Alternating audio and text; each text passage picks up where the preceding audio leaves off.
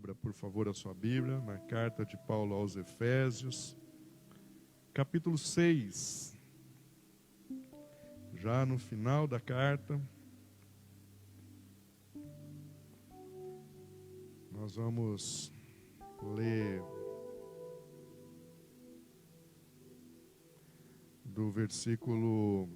nós vamos ler o versículo 13. Apenas o versículo 13 do capítulo 6. Achou aí, gente boa? Bom, Paulo escreve assim, já no quase finalzinho dessa carta, ele diz assim: por isso, vistam toda a armadura de Deus, para que possam resistir no dia mau e permanecer inabaláveis depois de terem feito tudo. Que o Senhor nos abençoe no estudo da sua palavra. Amém? Amém, gente boa? A pastora Thaisa pregou sobre isso no domingo. Sobre essa carta. Sobre essa carta. O texto-chave dela estava nessa carta no domingo. Você lembra disso? Se não lembra, está aí no YouTube. Acabei de subir o vídeo. Um pouquinho antes do culto, o vídeo já estava lá no YouTube. Não faça isso agora, permaneça aí ligado. Não é? Depois você vai assistir lá e ver o que ela falou sobre santificação. E essa carta é uma carta importante. Alguns estudiosos dizem que é uma das cartas mais bem escritas pelo apóstolo Paulo. Embora o apóstolo Paulo escreve muito bem, mas é uma das mais bem escritas. E uma carta que revela coisas tremendas. Algumas pessoas dizem que essa carta ela é um manual de batalha espiritual, de guerra espiritual. E é uma carta tremenda realmente.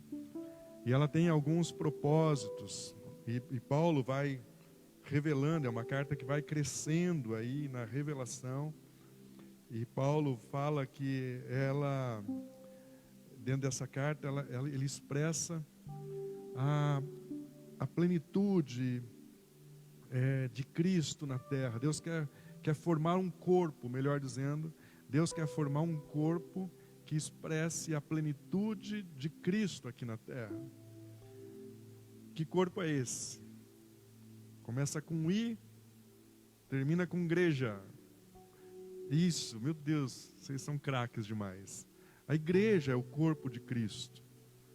E que através desse corpo, que somos nós, Deus deseja expressar a plenitude de Cristo aqui na terra. Eu digo, e já falei algumas vezes, que a igreja é algo tão lindo, tão precioso para Deus. Realmente, como Paulo fala nessa carta, era um mistério, era um segredo escondido que aprove a Deus revelar nesse tempo, nessa dispensação. E eu digo que quando nós chegarmos lá no céu, talvez a gente vai ter curiosidade e desejo de falar com algumas pessoas conhecidas da Bíblia, não é? Não sou você falar com Noé, falar: Noé, que papo é esse, cara, de construir um barcão, só você, seus filhos?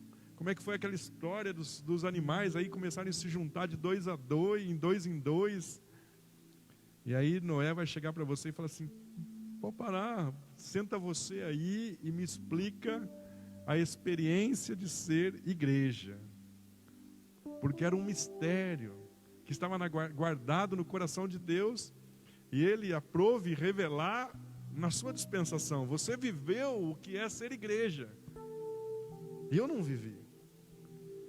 Então Paulo está falando dessa revelação desse corpo chamado igreja, e que através desse corpo seria manifestada a plenitude de Cristo aqui na terra. Tá ligado? Amém? Amém? E como ele faria isso? Unindo pessoas. Unindo pessoas. Quer seja, no caso aqui, judeus, gentios ou qualquer outro povo. Então hoje a igreja é composta de gente de todas as raças, tribos e nações. Não é? Falei que sábado falamos lá no povo no Paquistão. Falaremos novamente do outro lado do mundo.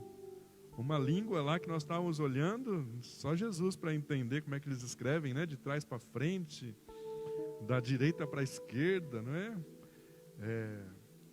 Assistimos um pedaço de um culto deles lá, umas músicas totalmente diferentes. Então, juntando esse povo, a igreja, não somos apenas eu e você que estamos reunidos aqui nesse templo. A igreja é uma igreja com I maiúsculo. É um ajuntamento de povo, de todos os povos, aqueles que confessam Jesus como Senhor e Salvador da sua vida. Mas é uma comunidade, são pessoas. Não é uma pessoa, você não é igreja sozinho. Não tem condição de você ser igreja na sua casa sozinho. A igreja é uma unidade de pessoas. Então, esse é o propósito de Deus. E também que esse corpo, essa junção de pessoas amadurecessem espiritualmente e fossem santificadas num padrão de excelência de Jesus Cristo. Essa carta diz que o Senhor levantou como apóstolos, pastores, mestres, evangelistas, profetas. Para quê? Porque através dele, que todo o corpo fosse edificado, até que chegasse à estatura, à maturidade do varão perfeito de Cristo.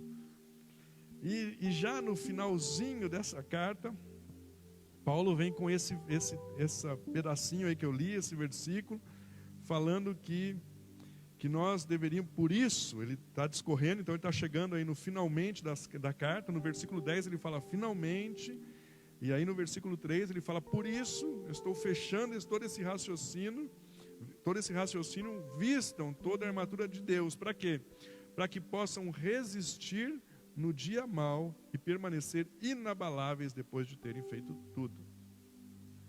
Resistir no dia mau. Essa palavra resistir, no original, ela quer dizer marcar posição.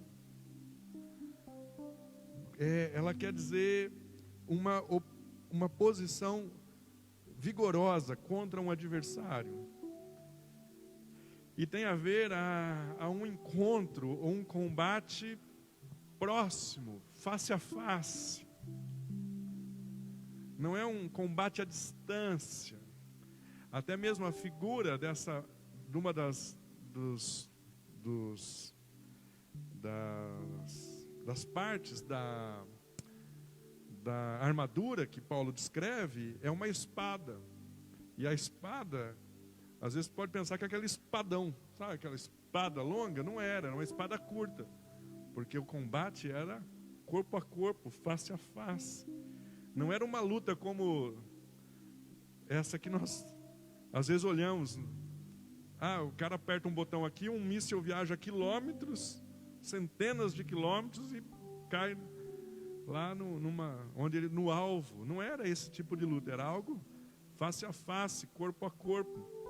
E Paulo então diz que essa resistir tem a ver como você ficar cara a cara contra o seu adversário, mas marcando posição, guardando a sua base.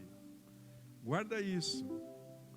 Guarda essa informação. Cara a cara, resistindo à oposição, corpo a corpo, guardando a sua posição, a sua base.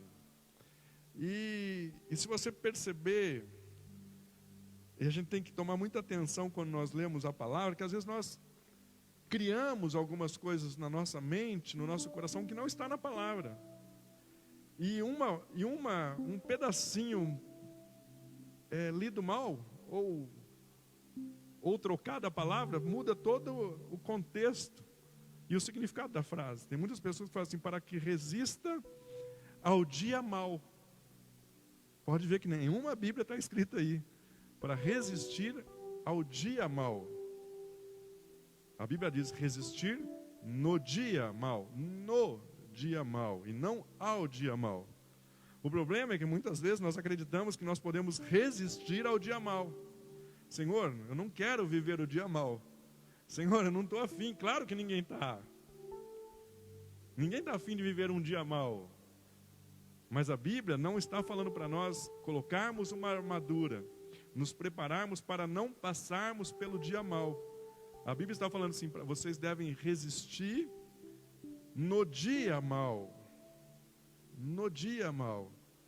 Nossa vida, queridos, ela é feita de dias bons, mas dias extremamente desafiadores. Sim ou não? Bom seria que não tivéssemos os desafios. Sim ou não? Claro que não. Os desafios fazem parte. Os desafios fazem parte. Os dias maus fazem parte da nossa trajetória. E por que existem esses dias maus? Bom, porque nós temos um adversário. Nós temos um inimigo. Quem é o nosso inimigo? Começa com Sá e termina com Tanás. Sim, Satanás, o diabo, é o nosso adversário. Inclusive, a palavra Satanás vem de uma raiz chamada adversário. Ele é o acusador, ele é o adversário, ele é nosso inimigo.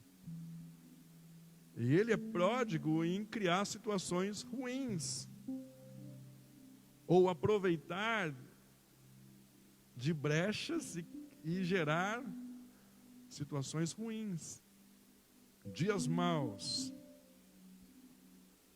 Mas nós devemos resistir no dia mau. E por que é importante nós estarmos preparados? E se você prestar atenção, vou fazer uma coisa aqui para você entender algo que eu quero mostrar. Nós estamos vivendo um tempo onde as pessoas não estão tão preparadas para viver desafios, obstáculos.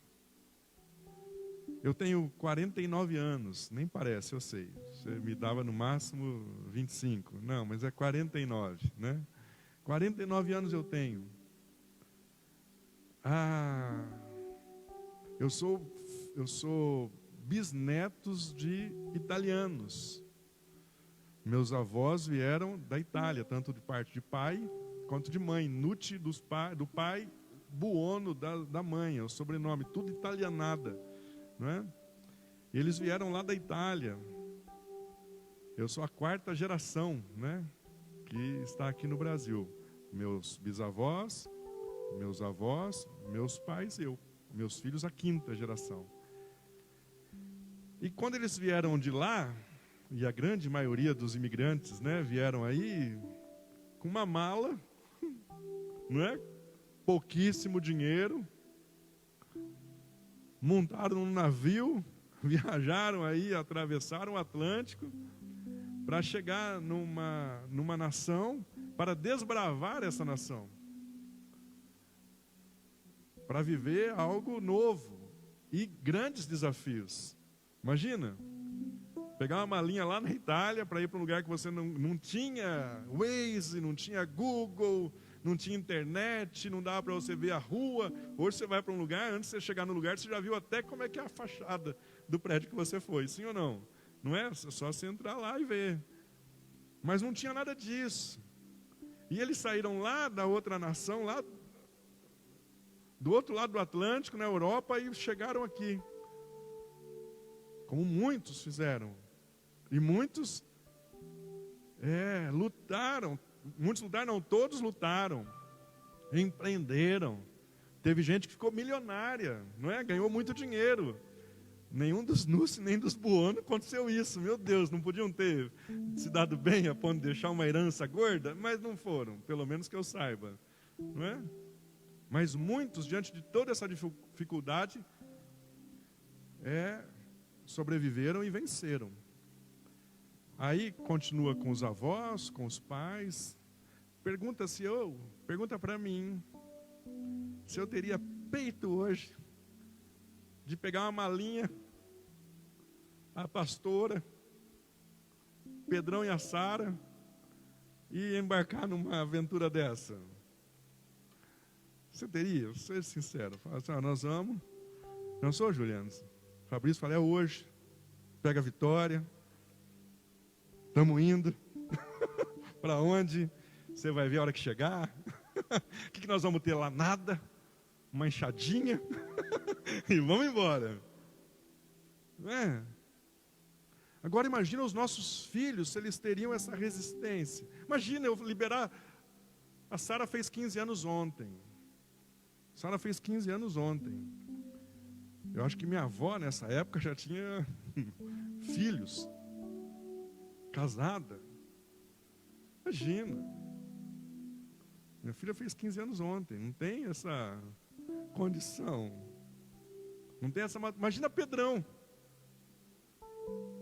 Pedrão ia desbravar o mundo jogando Fortnite. Só se for.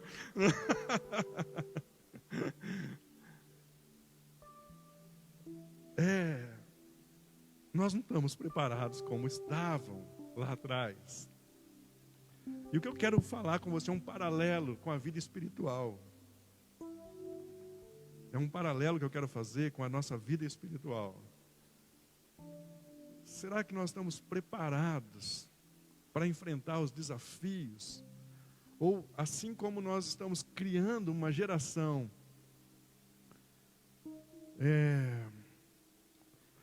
Eu tô com uma palavra aqui, eu estou tentando achar uma melhor, mas eu não estou achando.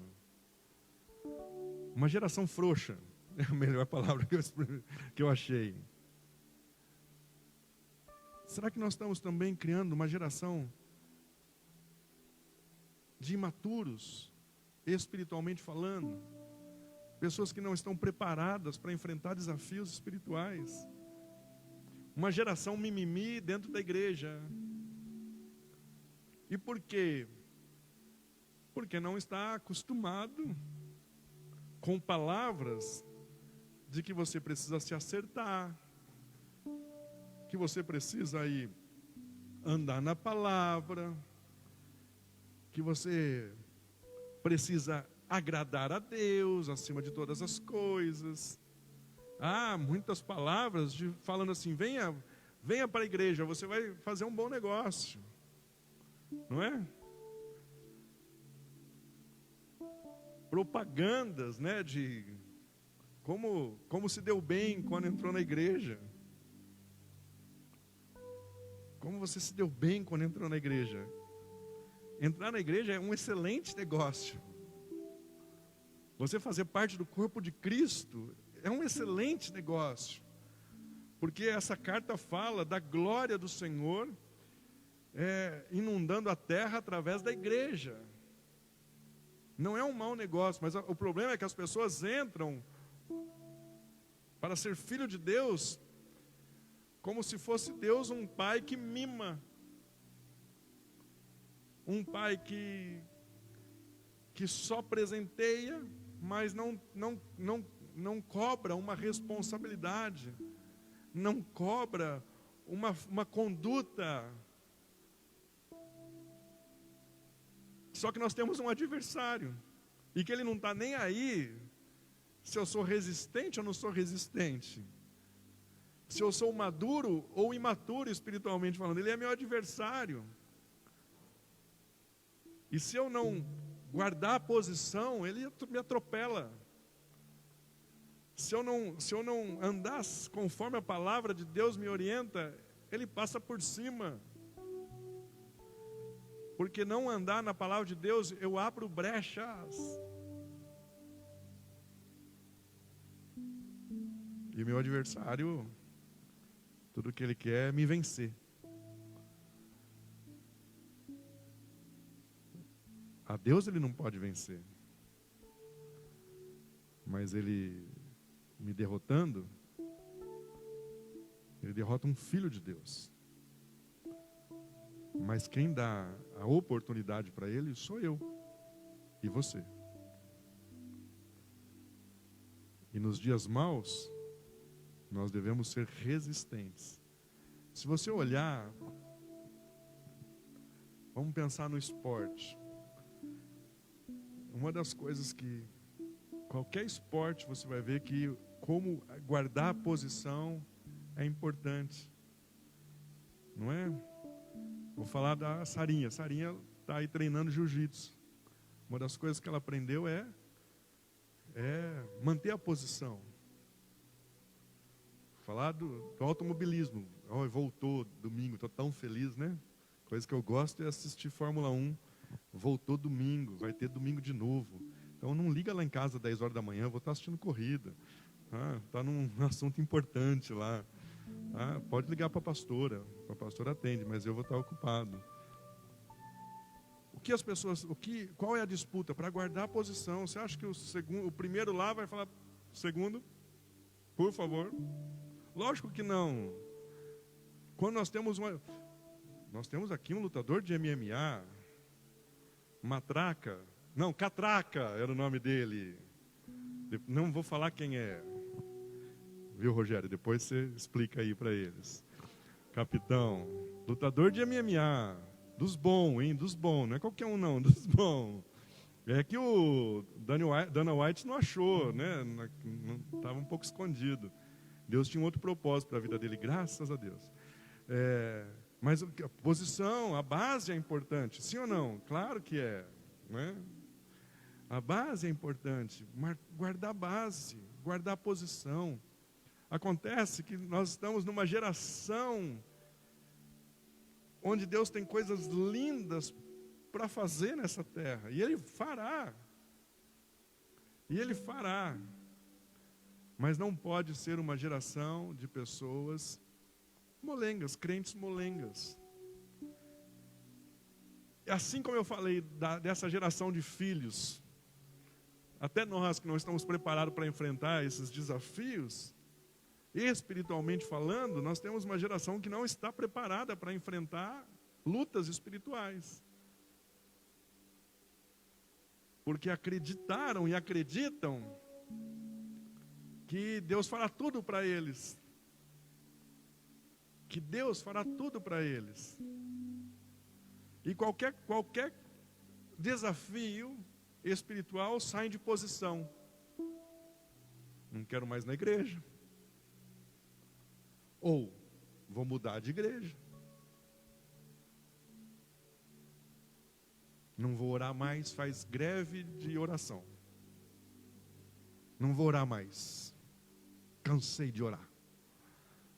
Com Deus não é, tá bom. Então fica aí. Como se Deus olhasse e falasse assim, por favor, não para de orar. Claro que Ele gosta de ouvir sua oração, Ele gosta de ouvir sua voz, Ele gosta de ouvir minha voz. Mas você acha que Deus é um pai que fica olhando a birra do filho, e porque o filho fez birra, aí ele vai lá e fala assim, tá bom, para de chorar e espernear, eu vou te dar.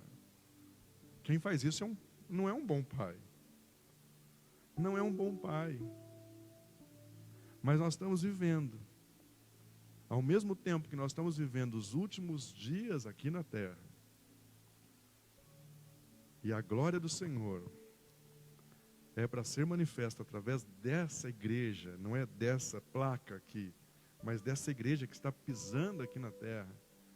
Há muitos que estão inseridos nesse corpo chamado Cristo, mas não estão com a resistência necessária para o dia mau ou os dias maus.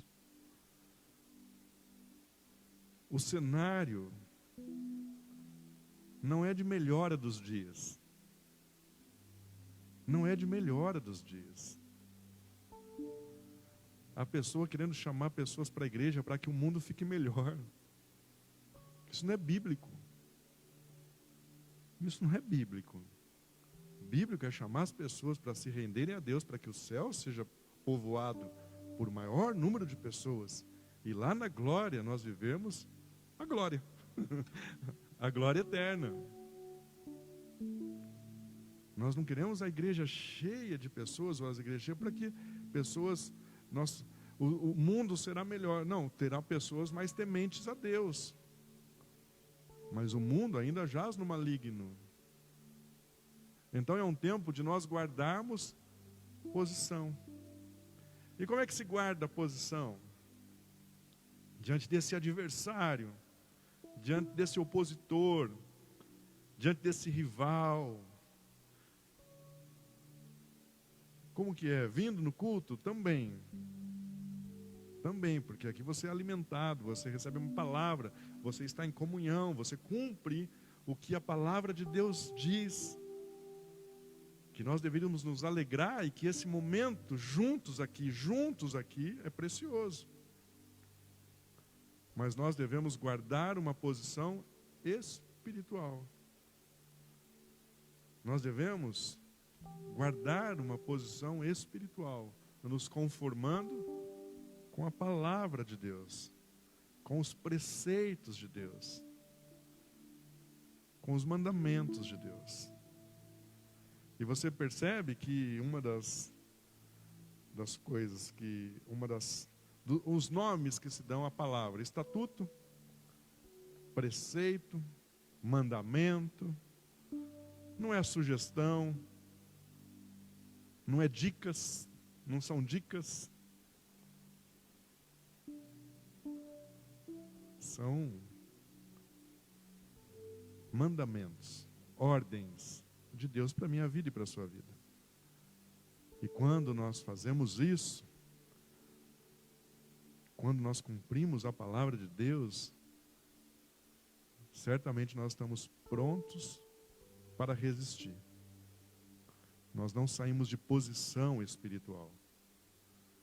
Nós permanecemos firmes. E adivinha o que acontece com o diabo? A Bíblia diz assim: resisti ao diabo e ele fugirá de vós. Mas esse texto está incompleto. Porque começa assim: sujeitai-vos a Deus. Tem gente que está querendo resistir ao diabo, mas não está a fim de se sujeitar a Deus. Há coisas que as pessoas invertem, né? Fica resistindo às concupiscências da carne, quando a Bíblia diz para fugir das concupiscências da carne. A Bíblia diz para resistir ao diabo, e as pessoas fogem do diabo e resistem às concupiscências, não dá certo. A Bíblia diz: resistir ao diabo e ele fugirá de vós. Mas primeiro, sujeitai-vos a Deus. Cumpram o que o Senhor fala. Obedeçam a palavra de Deus. Vocês vão estar sujeitos a Ele. E vocês resistirão ao diabo. E ele fugirá de vós. Os dias são maus. Os dias são maus. Mas Deus tem coisas lindas para fazer na igreja e através da igreja.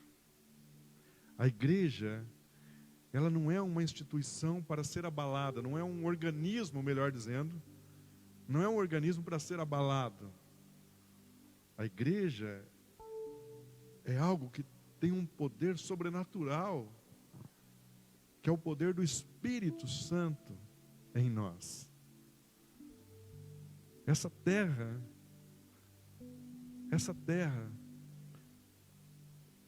já existe um poder de Deus que já foi derramado. Não é o poder que vai ser, não será derramado mais poder. Não será derramado mais poder, crescerá a revelação, mas mais poder não será derramado sobre a igreja. Porque Ele já derramou esse poder quando Ele derramou o Espírito Santo sobre a minha vida e sobre a sua vida. E Ele não deu uma porção pequena. Ele deu porção completa do Espírito Santo. Agora nós vamos crescer em revelação, em submissão. E certamente ninguém, se nós nos comportarmos assim, ninguém, nem nada, poderá nos resistir ou nos abalar. Se eu te dou uma lição de casa, tá afim de uma lição de casa? Quando você chegar lá, leia Efésios. Leia Efésios. São 6 capítulos, rapidinho. 15 minutos, não dá 15 minutos. Para você ler Efésios. Mas leia com essa visão de igreja. Da glória que Deus tem reservado para manifestar através da igreja. Dessa plenitude de Deus alcançando toda a terra através da igreja. Tem deveres ali de homens, mulheres, filhos, tem. Mas se você prestar atenção, o contexto todo é a igreja, é o corpo de Cristo. Leia essa carta e você vai ver o que Deus tem preparado para mim e para você e para a igreja dele. O mundo está sendo abalado. O mundo continua sendo abalado. Mas a igreja, eu e você, firmados na palavra do Senhor, crendo no amor do Senhor, nós não seremos abalados. Nós enfrentaremos sim dias maus, mas nós resistiremos, porque nós não somos crentes imaturos, nós não somos crentes molengas, nós não somos uma geração de crentes frouxos. Nós somos crentes que sabem como se comportar num cenário de guerra. O cenário é de guerra ou não é? Claro, de guerra espiritual. Bobo é você que se achar que você não está numa guerra. Claro que está. Todos nós estamos. Mas a nossa briga não é contra a carne ou sangue. Está aqui também. Ela é contra principados e potestades. Mas Deus nos deu armas poderosas espirituais para desbaratar toda ação maligna contra a minha vida e contra a sua vida. Amém, gente boa? Tá nessa? Por favor, nada de cara de soldado frouxo, valente, não é? Aquela cara que o Catraca fazia quando ele entrava no octógono.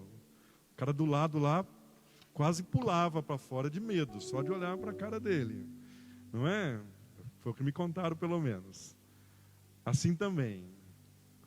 O inimigo tem que olhar para a sua cara e falar assim: esse aí perdi feio. Não pelo tamanho do bíceps, do tórax, das costas largas,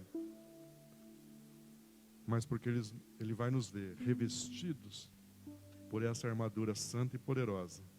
E nós nos revestimos quando nós nos sujeitamos. Amém? Fique em pé. E você aí na sua casa também, gente boa. Pelo amor de Deus, confia no Senhor. A igreja precisa confiar no Senhor. Sabe, há uma diferença numa igreja que confia e numa igreja que acredita. Acreditar, gente, tem muita gente que acredita. Tem muita gente que acredita, até Satanás acredita. A questão é confiar. Confiar tem a ver com dar fiança, se sujeitar. Eu confio no Senhor, eu confio no que Ele me instrui, eu confio no que Ele fala para mim fazer. E quando eu faço isso, Ele me faz inabalável. Amém? Então aí na sua casa também. Qual a luta que você está passando? Se posicione espiritualmente falando. Qual é o dia mau que você está passando? Não adianta, tem coisa que não adianta desviar. Temos que enfrentar. mas enfrentar com as armas corretas. Em nome de Jesus. Amém? Amém. Senhor meu Deus, feche seus olhinhos aí. Senhor meu Deus. Senhor meu Deus, louvado seja o nome do Senhor.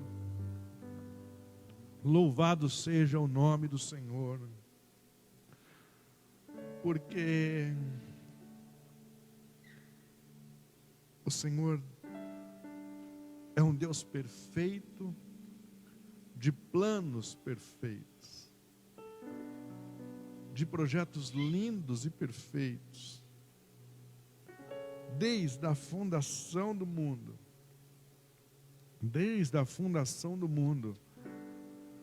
o Senhor tem um projeto. O Senhor tem um projeto. E a revelação desse projeto vai crescendo, crescendo através do Teu Espírito Santo, revelando isso aos nossos corações. E Paulo fala que esse mistério, esse segredo, esse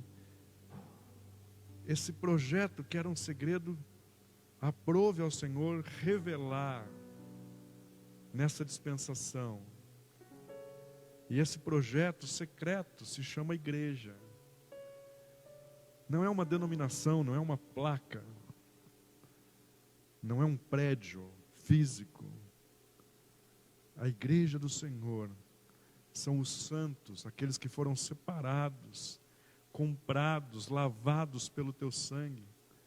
É o teu povo reunido, é a comunidade dos santos. E obrigado, Pai, porque nós fazemos parte desse povo. Nós estamos inseridos nesse contexto. E como Paulo diz nessa carta aos Efésios, é através desse corpo que o Senhor quer expressar a plenitude de Cristo aqui na terra. Através da unidade, através do amadurecimento, habilitando esse povo para que a vitória do Senhor seja manifesta nessa terra. Pai, os dias são maus. Os dias são maus. Mas o Senhor nos dá a condição de resistir no dia mau.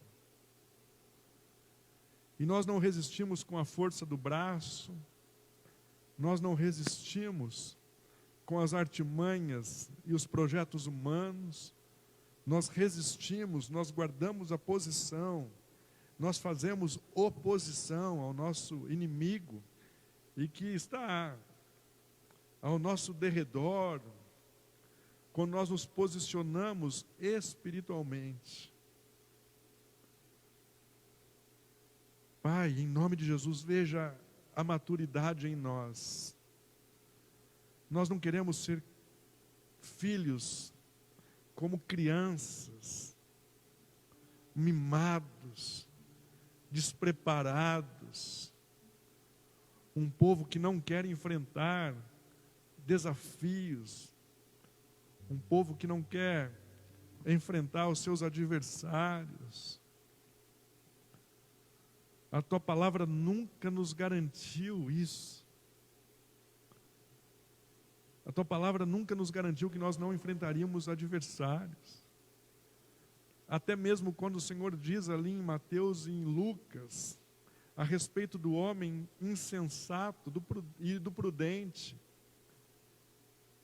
O insensato e o prudente enfrentaram os mesmos desafios. Quando a tempestade veio nas duas casas de forma igual. A prudência não nos isenta de passar por lutas, mas a prudência nos dá a certeza de que verdadeiramente nós passaremos pelas lutas. Nós não ficaremos presos nas lutas. Nós venceremos cada uma delas. Assim como foi com aquele homem prudente que edificou a sua casa sobre a rocha.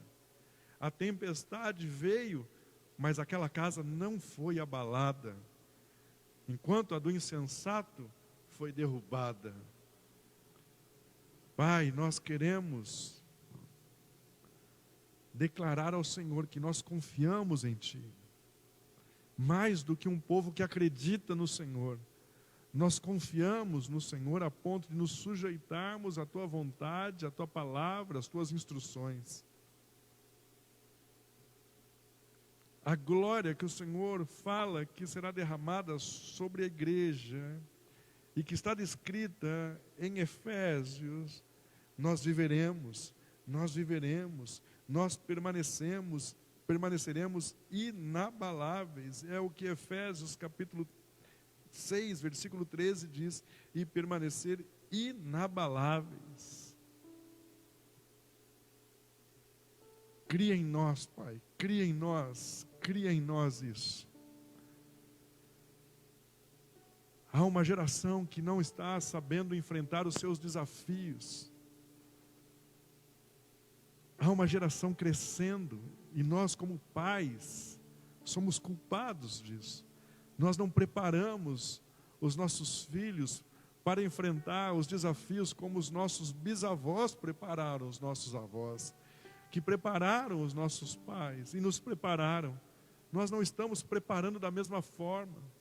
Por isso, essa geração que não está sendo resiliente, está crescendo. Mas da mesma forma, há uma geração espiritual imatura no meio da igreja, porque ela não está sendo preparada para enfrentar os desafios. Uma geração que está acreditando que Deus tem a obrigação de sustentar, de prover, de abençoar. Mas não é uma geração que tem a convicção de que para isso acontecer, há necessidade dessa geração se conformar com a palavra do Senhor. E quando nós nos conformamos, é que nós permanecemos inabaláveis. Cria em nós, Pai, veja em nós, melhor dizendo, veja em nós esse desejo de fazer o que é certo. E o que é certo é andar na Tua palavra. E nós profetizamos sobre a Igreja Batista Ágape, sobre cada casa que está assistindo esse culto, ou assistirá a esse culto. Nós não seremos abalados. Nós não seremos abalados. Nós não seremos abalados porque nós sabemos em quem nós temos crido. E o Senhor é suficiente para as nossas vidas. Nós confiamos no Senhor. Nós confiamos no Teu amor. Nós confiamos no Senhor e nós confiamos no Teu amor. Se alguém entrou aqui hoje, ou alguém que está assistindo esse culto nas suas casas, na sua casa, que não estava mais guardando a posição, que não estava resistindo conforme a palavra de Deus diz, já não estava mais fazendo oposição ao maligno. Em nome de Jesus, nós declaramos que hoje essas pessoas estão voltando à sua posição espiritual, de primeiro se sujeitar a Deus, e por consequência, como resultado, o diabo fugirá, baterá em retirada, em nome de Jesus. Em nome de Jesus. A igreja aqui na terra, o plano do Senhor para a igreja aqui na terra é revelar a Tua glória através dela. É revelar a Tua glória através dela. É revelar a Tua glória através dela. E nós cremos que esse cuidado, essa provisão, as bênçãos do Senhor, muito mais do que para nos abastecer. Elas testemunham e testificam do poder e do amor do Senhor para com as nossas vidas. Então cumpra o teu querer em nós, cumpra o teu querer em nós, em nome de Jesus. Amém e amém. Amém, gente boa? Amém, gente boa? Pelo amor de Deus. Primeira coisa que o inimigo tem que ouvir da sua voz é um baita de um amém. Que ele sai até com ouvidos unindo. Alguém já deu um grito no seu ouvido e você ficou com ouvidos unindo? Você tem que dar um amém tão grande que ele tem que ouvir esse amém ecoando o resto dessa semana no ouvido. Amém, amém, amém, amém. Amém, gente boa? Amém. Amém aí na sua casa também, em nome de Jesus. Vamos louvar o Senhor. Aleluia, aleluia, aleluia. Eu quero fazer uma coisa aqui. Gabi, empresta essa bandeira aí para mim.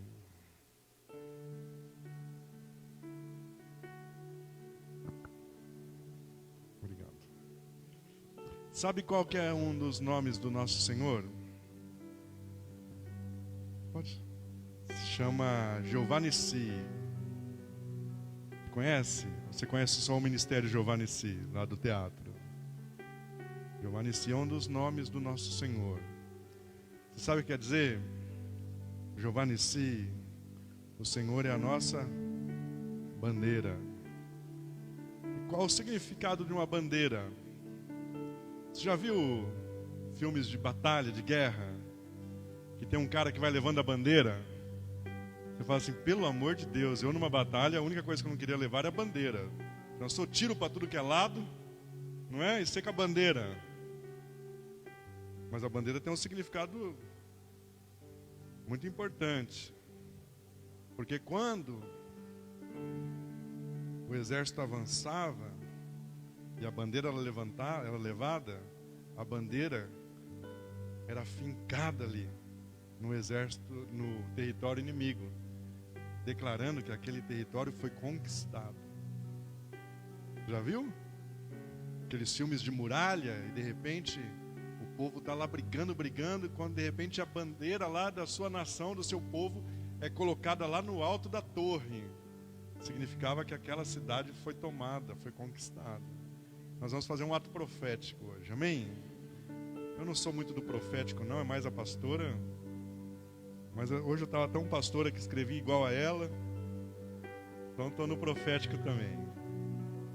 Nós vamos declarar que o Senhor é a nossa bandeira e que Ele será colocado no mais alto lugar das nossas vidas, declarando que a nossa vida pertence a Ele e que o inimigo não tem poder sobre ela.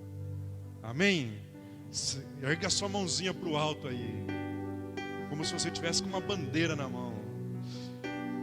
Senhor nosso Deus, repita comigo, Senhor nosso Deus, Jeová Nissi é o seu nome, o Senhor é a nossa bandeira. Nós declaramos e colocamos o Senhor no mais alto lugar das nossas vidas, declarando que a nossa vida é um território conquistado pelo Teu Espírito Santo. Portanto, o inimigo não tem mais vez, não tem mais lugar, porque o Senhor é conosco, porque o Senhor é conosco, porque o Senhor é conosco, e agindo o Senhor a favor das nossas vidas, ninguém e nada poderá nos abalar, em nome de Jesus. Amém e amém, amém e amém.